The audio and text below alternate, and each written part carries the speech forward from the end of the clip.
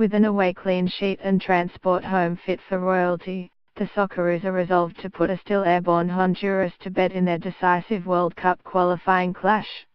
There were tired eyes and heavy heads when the Socceroos touched down in Sydney early on Sunday afternoon, barely 3 days before Wednesday night's playoff second leg finally decides their Russia 2018 fate.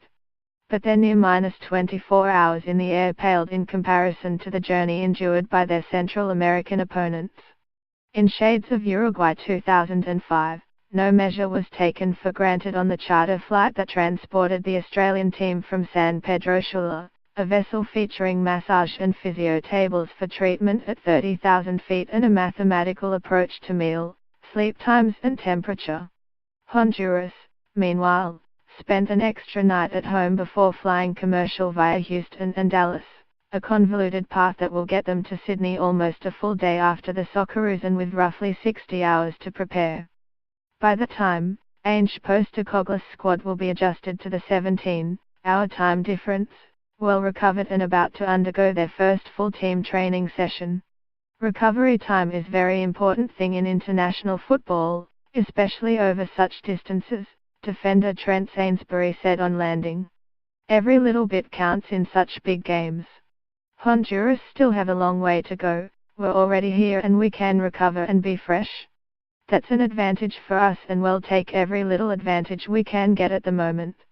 And there's another Honduras, a much more of a known quantity. Predictable, even.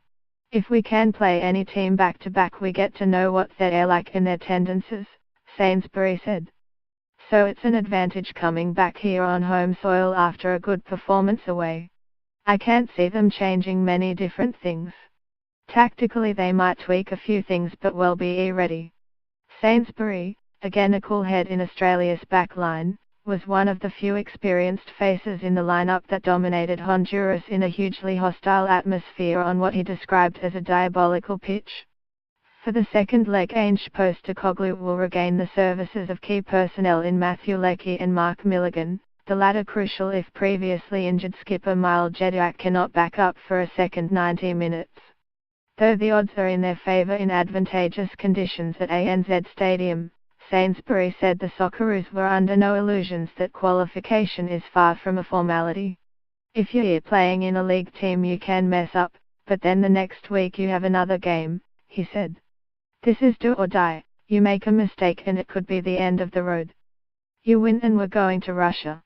We've done it multiple times, there's always a lot of pressure. This team is coming of age now and the next step will be to beat this Honduras team and then have a really good World Cup. AAP